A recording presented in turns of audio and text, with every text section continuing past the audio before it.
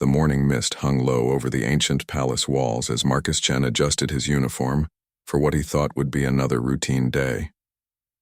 Standing at 6 feet 2 inches with broad shoulders earned from years of military training, he cut an imposing figure against the ornate palace gates. His dark eyes scanned the approaching crowds of tourists and visitors, a habit ingrained from his decade of service as an elite palace guard. Marcus had served in 3 different countries before accepting this prestigious position. His reputation preceded him everywhere he went. Fellow guards often whispered about his uncanny ability to spot trouble before it started, and his lightning-fast reflexes that had prevented countless incidents over the years. Today felt different, though. Something in the air made his instincts prickle with unease. The palace he protected housed priceless artifacts and served as both a historical monument and active government building. High-ranking officials conducted important meetings within its walls daily, making security paramount. Marcus took pride in his role, knowing that behind his calm exterior lay years of specialized combat training and tactical expertise that most people would never suspect. As the clock tower chimed 9 in the morning, Marcus noticed a group of 5 men approaching from different directions. Their movements seemed coordinated despite their attempts to appear casual. Each man wore similar dark clothing and maintained the same measured pace. Most visitors moved in excited clusters, taking photos and chattering about the palace's history. These men moved with purpose. The first man, tall and lanky with a spiderweb tattoo visible on his neck, paused near the information board. He pretended to read while his eyes surveyed the security setup. The second, shorter but stockier, lingered by the fountain, checking his phone repeatedly. 3 others positioned themselves at various points around the entrance plaza, each maintaining visual contact with the others through subtle glances and hand signals. Marcus had seen this pattern before during his military service overseas. It was a classic surveillance formation used by groups planning coordinated attacks. His pulse quickened slightly, but his expression remained perfectly neutral. Years of training had taught him never to telegraph his awareness to potential threats. Instead, he activated his radio discreetly, sending a coded message to his backup team stationed inside the palace. The leader of the group, identifiable by the way the others deferred to his movements, was a man in his 30s with cruel eyes and a jagged scar running from his left ear to his jawline. He wore an expensive leather jacket that did little to conceal the obvious bulge of weapons underneath. This man had the bearing of someone accustomed to violence and intimidation. Local intelligence reports had mentioned increased activity among organized criminal groups in recent weeks. Several businesses in the area had reported attempted extortion, and there had been rumors of a notorious crew planning something significant. Marcus realized he might be looking at that very group. Their reputation for brutality was well known throughout the city's underworld. The scarred leader made eye contact with Marcus across the plaza. For a moment, neither man looked away. It was a silent challenge, a test of wills between predator and protector. The criminal's lips curled into a cold smile as he reached inside his jacket. Marcus's hand moved instinctively toward his tactical belt, fingers finding the familiar weight of his equipment. Tourists continued to mill about, completely unaware of the tension building around them. Families with children posed for photos, while the elderly couple fed pigeons near the statue. Marcus knew that whatever was about to happen, he had to ensure these innocent people remained safe. His duty extended beyond protecting the palace to safeguarding every person within his area of responsibility. The morning sun climbed higher, casting sharp shadows across the plaza. Marcus could hear his own heartbeat as adrenaline began coursing through his system. His training kicked in automatically, muscle memory from countless hours of preparation taking over. He mentally cataloged every exit route, every potential weapon, every tactical advantage the terrain might offer. The scarred man's smile widened as he began walking directly toward Marcus. His 4 companions started moving simultaneously, closing in from their respective positions. Their coordination was impressive, suggesting they had worked together many times before. However, Marcus had faced coordinated attacks in far more challenging environments than this open plaza. As the distance closed between them, Marcus could see the determination in their eyes. These men had come prepared for violence, expecting to overwhelm a single guard through superior numbers and surprise. They had no idea that Marcus Chen was anything but an ordinary palace guard. His unassuming demeanor masked years of elite training and combat experience that would soon become their biggest miscalculation. The scarred leader reached into his jacket and pulled out a gleaming knife, holding it low against his leg to avoid detection from casual observers. His companions followed suit, producing various weapons from their concealment. The spider tattoo man wielded a metal pipe, while the stocky one brandished brass knuckles that caught the morning sunlight. The remaining two carried chains and what appeared to be a small crowbar. Marcus assessed the situation in milliseconds. 5 armed men against 1, but they had made their first tactical error by approaching in broad daylight with witnesses present. Their weapons were improvised street fighting tools rather than professional equipment, suggesting they relied more on intimidation than skill. Most importantly, they had underestimated their target completely. "You picked the wrong place to cause trouble," Marcus said calmly, his voice carrying just enough authority to make nearby tourists begin moving away instinctively. His tone remained conversational, but his posture shifted subtly into a combat stance that would be invisible to untrained eyes. The scarred leader laughed harshly. "We know exactly where we are, Palace Boy. This crew has been planning this for weeks. Time to show everyone that nobody is safe, not even behind these fancy walls." His accent revealed origins from the rougher parts of the city, where violence was currency and reputation meant everything. Marcus understood now. This wasn't just a random attack or attempted robbery. These criminals wanted to make a statement, to demonstrate their power by successfully assaulting a symbol of authority and order. They had chosen the palace specifically because of its significance, wanting their actions to spread fear throughout the community.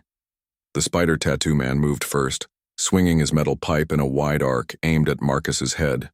It was a street fighter's move designed to intimidate rather than efficiently disable an opponent. Marcus ducked smoothly, the pipe whistling harmlessly over his head, then stepped inside the attacker's guard. His elbow shot upward, connecting precisely with the man's solar plexus. The criminal doubled over, gasping for air as the pipe clattered to the ground. Marcus had already moved past him, using his momentum to position himself advantageously against the next attacker. The stocky man with brass knuckles charged forward, throwing a haymaker punch that would have shattered bones if it connected. Marcus sidestepped and grabbed the man's extended arm, using his own force against him in a classical martial arts maneuver. The attacker found himself suddenly airborne, his feet leaving the ground as Marcus executed a perfect hip throw. He crashed onto the stone plaza with a sickening thud, his brass knuckles spinning away across the pavement.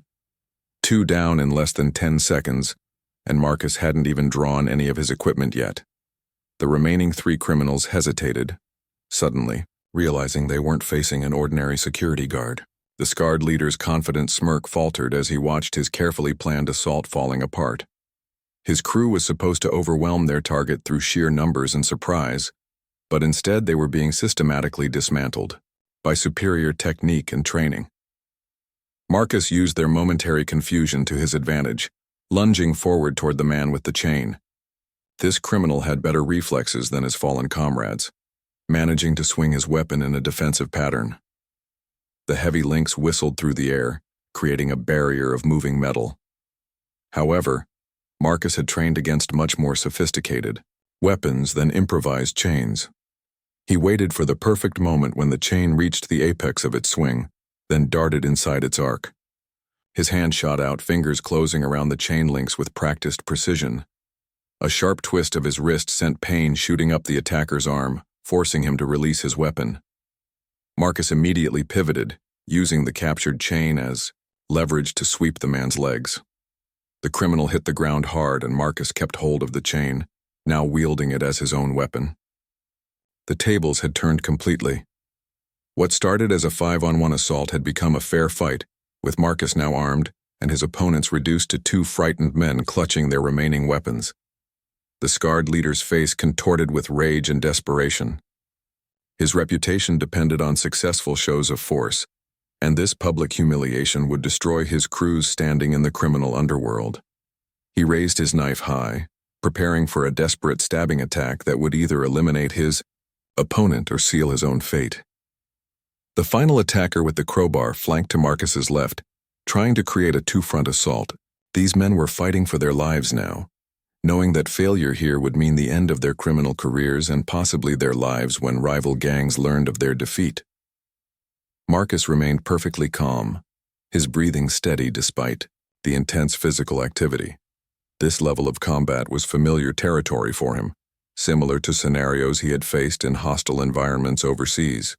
The key was maintaining tactical awareness while dealing with each threat systematically and efficiently.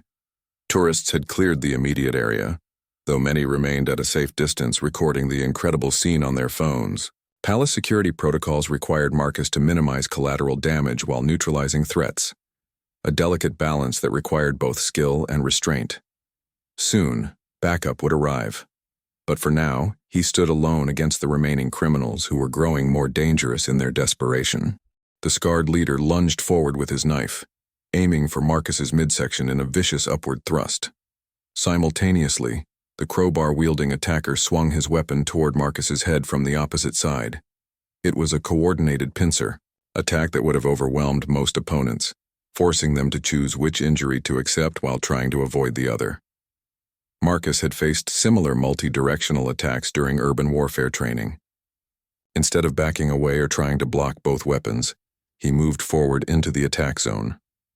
This counterintuitive response confused both attackers, disrupting their timing and coordination. He grabbed the knife wielder's wrist with his left hand while simultaneously ducking under the crowbar swing.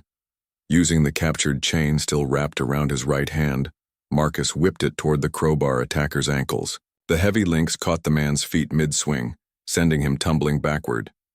His weapon flew from his grasp, clattering away across the plaza as he crashed into a decorative planter, soil and flowers scattering around him. The scarred leader tried to pull his knife hand free, but Marcus's grip was like a steel trap. Years of conditioning had given him crushing hand strength that few people could match. The criminal's face reddened with effort and pain as Marcus applied pressure to specific nerve points in his wrist, causing his fingers to spasm and release the blade. "Your reputation just ended," Marcus said quietly, his voice barely audible, over the sound of approaching sirens. Palace security had responded to his earlier alert and backup was finally arriving. However, the fight was already decided. With a swift knee strike to the leader's stomach, Marcus doubled him over, then delivered a precise blow to the back of his neck. The criminal collapsed unconscious, his scarred face hitting the stone plaza. With a wet smack, blood began pooling from his nose and split lip. Marcus turned toward the final attacker, who was struggling to extract himself from the demolished planter. Dirt covered his clothes and small cuts from broken pottery decorated his arms. The man's eyes were wide with terror as he realized he was now alone against the guard who had systematically destroyed his entire crew. "Please," the man gasped, holding up his hands in surrender. "I give up.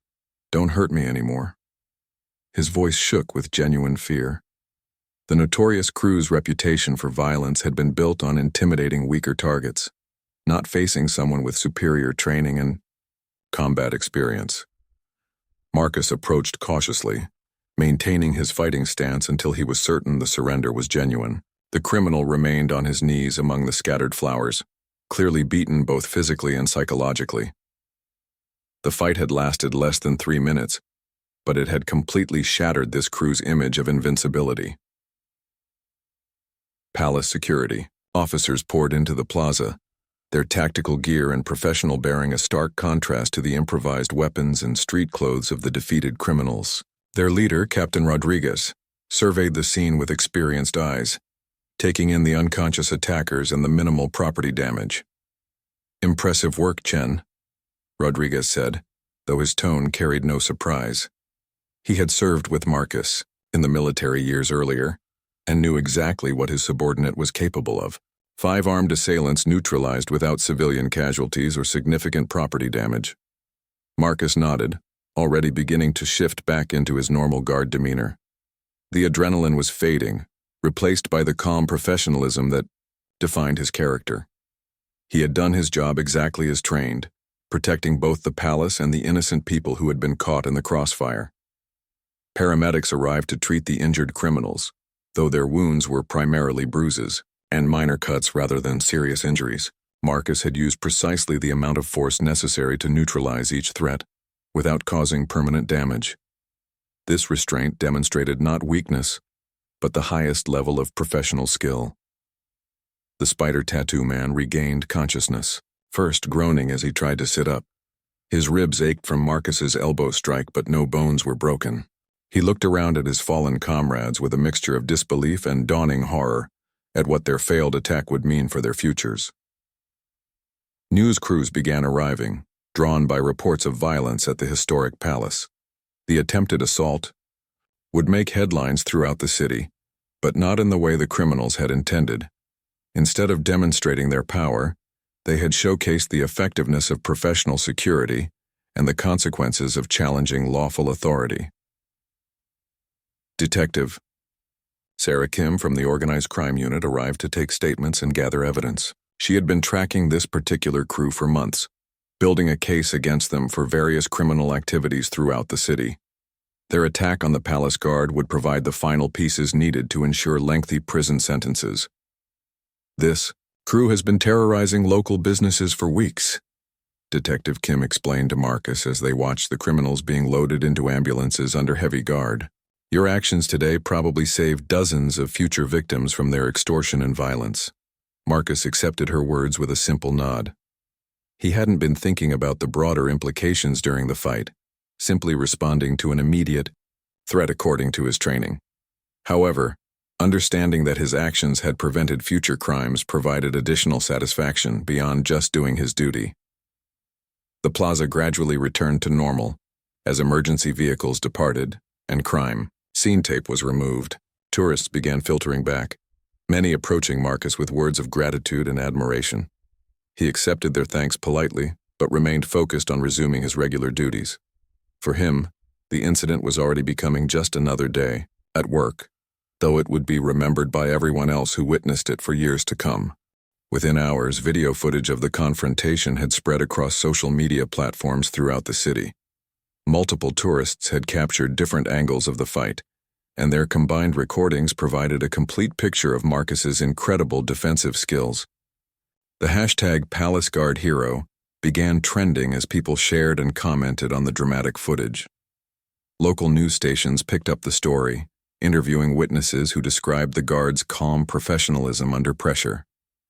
An elderly woman, named Mrs. Patterson, who had been visiting the palace with her grandchildren, spoke tearfully about how Marcus had protected everyone present. "He could have just called for backup and hidden," she said. "Instead, he stepped forward and faced those dangerous men alone to keep us safe." The footage revealed details that even witnesses had missed during the actual confrontation. Slow motion. Analysis showed Marcus's precise movements, his perfect timing, and the minimal force he used despite the overwhelming threat he faced. Combat experts who reviewed the videos noted his textbook execution of multiple martial arts techniques blended seamlessly together. However, the attention made Marcus uncomfortable. He had never sought recognition or fame, preferring to do his job quietly and efficiently. The constant stream of reporters and well-wishers disrupting his normal routine felt more challenging than facing armed criminals had been. Captain Rodriguez noticed his discomfort and assigned additional guards to help manage the media attention. By evening, the story had reached national news networks. Military analysts discussed Marcus's background and training, explaining to viewers how years of specialized instruction had prepared him for exactly this type of situation. His former commanding officers gave interviews praising his character and dedication to protecting others. The defeated criminals faced a much different reception. Hospital security had to be increased around their ward as rival gang members learned of their humiliating failure. In the criminal underworld, reputation was everything, and losing a 5-on-1 fight to a single guard had destroyed their standing permanently. Other crews began moving into their former territory even before they left the hospital. Detective Kim used the media attention to launch a broader investigation into organized crime activity throughout the city. The failed palace attack had exposed connections between various criminal groups that her department had been trying to map for years. Several arrests were made as other gang members fled the area to avoid association with the defeated crew. Marcus's fellow guards treated him with increased respect, though he remained modest about his actions. During their next training session, younger guards asked him to demonstrate some of the techniques they had seen in the videos. He agreed reluctantly, emphasizing that proper training and constant practice were more important than any individual moves. The palace administration decided to conduct a comprehensive security review following the incident. While Marcus had successfully neutralized the threat, the fact that 5 armed criminals had gotten so close to the building raised important questions about perimeter defenses and early warning systems. 3 days after the attack, Marcus received an unexpected visitor during his shift. A distinguished older man in an expensive suit approached the guard station, introducing himself as General Harrison, Marcus's former commanding officer from his military service overseas. The general had flown in specifically to commend his former soldier personally. "I saw the footage, son," General Harrison said, his weathered face breaking into a rare smile. "You made us all proud. That was exactly the kind of measured response we trained you for, protecting civilians while neutralizing threats with minimal collateral damage." The general's visit attracted even more media attention, as reporters learned about Marcus's military background and the specialized training that had prepared him for civilian security work. Stories emerged about his service in dangerous overseas assignments, his exemplary record, and his decision to transition into protective services after completing his military obligations. Local business owners in the area around the palace began approaching Marcus during his rounds, thanking him for making their neighborhood safer. The attack had sent shockwaves through the community, but his decisive response had restored confidence in local security measures. Several shop owners offered him free meals and services, gestures he politely declined while appreciating their gratitude. The 5 criminals were formally charged with multiple felonies, including assault with deadly weapons, conspiracy, and attempted terrorism. Their court-appointed lawyers argued for reduced sentences based on their injuries, but prosecutors used the video evidence to demonstrate the premeditated nature of their attack and their intent to cause maximum public fear. Social media continued, buzzing with analysis and praise of Marcus's actions. Self-defense instructors used the footage in their classes to demonstrate proper technique under pressure. Military recruitment offices reported increased interest from young people inspired by his example of service and protection. Despite all the attention, Marcus maintained his regular routine and professional demeanor. He arrived at work each day in his perfectly pressed uniform, conducted his patrols with the same attention to detail, and treated every visitor with courteous respect. The incident had changed how others viewed him, but it hadn't changed how he viewed his responsibilities. A week after the confrontation, the palace received a letter from the mayor officially commending Marcus for his bravery and professionalism. Similar recognition came from the police chief, the head of palace administration, and various community organizations. Each honor was accepted graciously, but placed aside as Marcus focused on preventing future incidents rather than celebrating past victories. 2 months after the confrontation, the trial of the 5 criminals began in the city's main courthouse. Marcus had been subpoenaed to testify as the primary witness, though he had hoped to avoid the public spotlight once again. The courtroom was packed with media representatives, curious citizens, and family members of both the defendants and victims of their previous crimes. The prosecutor, District Attorney Jennifer Walsh, used the extensive video evidence to reconstruct the attack minute by minute. She demonstrated how the criminals had coordinated their approach, revealed their weapons, and threatened not only Marcus, but every innocent person in the plaza that morning. The footage spoke more eloquently than any witness testimony could. Defense attorneys attempted to portray their clients as desperate men driven by poverty and limited opportunities. However, Detective Kim's investigation had uncovered evidence of their involvement in dozens of previous crimes, including extortion, assault, and drug trafficking. These revelations painted a picture of career criminals rather than misguided individuals making poor choices. When Marcus took the witness stand, his testimony was clear, factual, and devoid of emotion or embellishment. He described his observations leading up to the attack, his assessment of the threat level, and his decision-making process during the confrontation. His military bearing and precise recollection impressed everyone present, including the defense attorneys. Did you consider retreating or calling for backup instead of engaging the attackers directly? One defense lawyer asked during cross-examination, hoping to suggest that Marcus had used excessive force when other options existed. Marcus's response was measured and thoughtful. My primary responsibility was protecting the civilians in the area and securing the palace entrance. Retreating would have left innocent people exposed to armed criminals. Backup was already en route, but waiting for their arrival would have risked multiple casualties among tourists and visitors who couldn't escape quickly enough. The defense strategy crumbled under the weight of evidence and Marcus's unshakable testimony.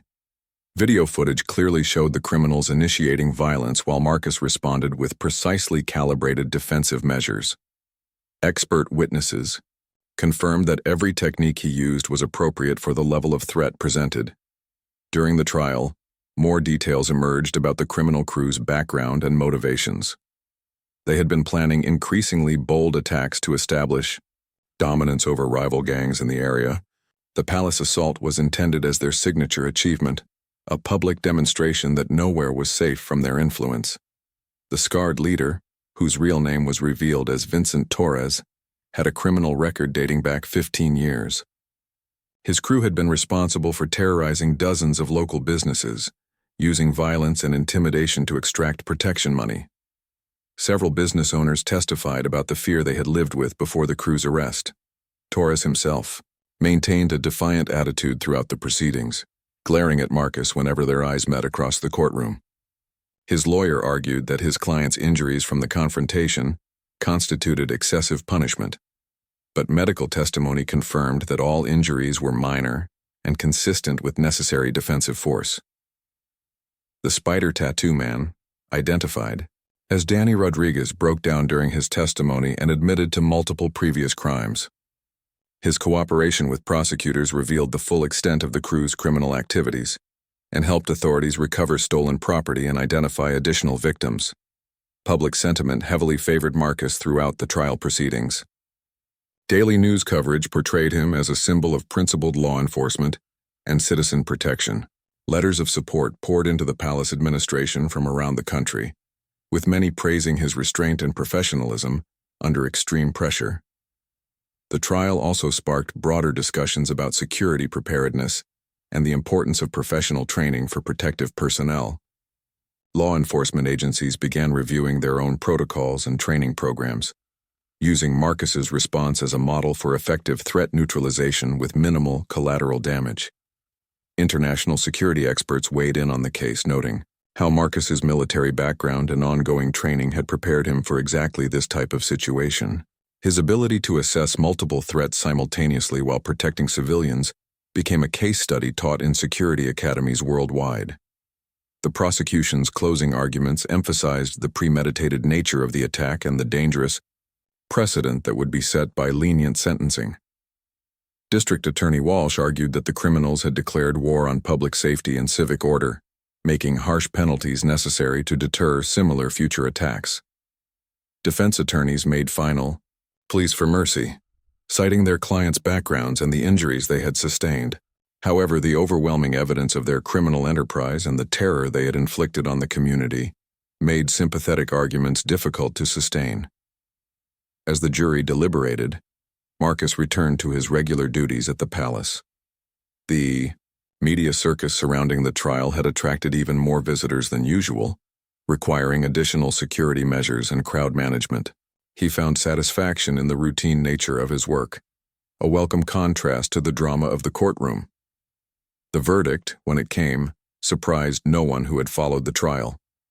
All 5 defendants were found guilty on multiple counts, with sentences ranging from 8 to 15 years in prison. Torres received the harshest sentence due to his leadership role and extensive criminal history. Outside the courthouse after the verdict, Marcus made a brief statement to the assembled media. "Justice has been served," he said simply. "My focus remains on preventing future incidents and protecting the people who visit our palace every day." With those words, he walked away from the cameras and back to the job he loved. 1 year after the confrontation, life around the palace had settled into a new normal. The area had become one of the safest districts in the city, as criminal elements gave it a wide berth following the very public defeat of Torres's crew. Local businesses thrived with increased tourism, drawn partly by the historic significance of the palace and partly by curiosity about the famous guard. Marcus had been promoted to head of palace security, a position that came with increased responsibilities, but allowed him to remain connected to the daily operations he enjoyed. His team now included 12 guards, all of whom he personally trained using techniques developed from his military experience and refined through years of civilian protection work. The training program Marcus developed became a model adopted by security agencies throughout the region. It emphasized de-escalation techniques, situational awareness, and precise application of force only when absolutely necessary. His approach produced guards who could handle threats effectively while maintaining public trust and minimizing injuries. Educational groups regularly visited the palace to learn about Marcus's response to the attack. Military academies, police training centers, and security companies sent representatives to observe his methods and incorporate his lessons into their own curricula. He accepted these responsibilities reluctantly, but understood their importance for improving professional standards. The 5 criminals had adapted to prison life with varying degrees of success. Torres continued causing trouble behind bars, earning additional time through fights and disciplinary infractions. His former reputation meant nothing in an environment where physical intimidation was common rather than exceptional. The Spider Tattoo Man, Danny Rodriguez, had enrolled in educational programs and was working toward his high school equivalency degree. Detective Kim had used the case to launch a successful campaign for election as district attorney. Her aggressive prosecution of organized crime had made the entire city safer, with multiple criminal organizations either dismantled or driven to relocate their operations elsewhere. She credited Marcus's decisive actions with providing the catalyst for broader law enforcement successes. The palace itself had undergone significant security upgrades following comprehensive reviews prompted by the attack. New surveillance systems, improved communication networks, and additional training for all personnel had created multiple layers of protection. However, everyone understood that human vigilance and professional competence remained the most important elements of effective security. Marcus had begun speaking at conferences about security and crisis management, sharing lessons learned from both his military service and civilian protection experience. His presentations emphasized the importance of preparation, training, and maintaining calm under pressure. He always concluded by stressing that the best security measures were those that prevented incidents rather than simply responding to them. Detail media attention had eventually faded, though occasional anniversary stories revisited the dramatic confrontation. Marcus preferred this reduced visibility, which allowed him to focus on his work without constant interruption. He had learned to appreciate the difference between necessary public service and unwanted celebrity. Young people from the community often approached Marcus during his patrols, asking for advice about military service or security careers. He took time with each conversation, emphasizing the importance of education, physical fitness, and moral character. Several had followed his recommendations and were now serving successfully in various protective roles. The palace had become a symbol of effective security and professional excellence. Government officials from other countries visited to study the security protocols developed under Marcus's leadership. His reputation had spread internationally among security professionals. Though he remained focused on his local responsibilities, personal recognition continued arriving regularly. Military organizations, community groups, and professional associations presented awards and honors that Marcus accepted on behalf of his entire team. He used these occasions to highlight the collaborative nature of effective security and the contributions of everyone involved in protecting the palace. 5 years later, Marcus reflected on how the single morning had transformed not just his career, but the entire community around the palace. The area had become a model of public safety and civic pride. Crime rates had plummeted, businesses flourished, and visitors felt secure exploring the historic district. The lesson most people took from the incident was simple: Professional competence and moral courage could triumph over criminal intimidation. Marcus preferred a more nuanced interpretation. Proper preparation, ongoing training, and commitment to protecting others created conditions where good people could stand successfully against those who threatened public safety. On quiet mornings, when mist still hung over the palace walls, Marcus sometimes thought about that day and the split-second decisions that had shaped so many lives. He remained grateful for his training, proud of his service, and committed to ensuring that future generations could visit the palace safely. His legacy wasn't just a single moment of heroic action, but years of dedicated service that continued, protecting his community every day. The Notorious crew's plan to demonstrate their power through violence had backfired completely. Instead of spreading fear, they had showcased the effectiveness of professional security and the consequences faced by those who threatened innocent people. Their defeat had become a powerful deterrent that kept the palace and surrounding area safe for everyone who came to appreciate its historical significance and natural beauty.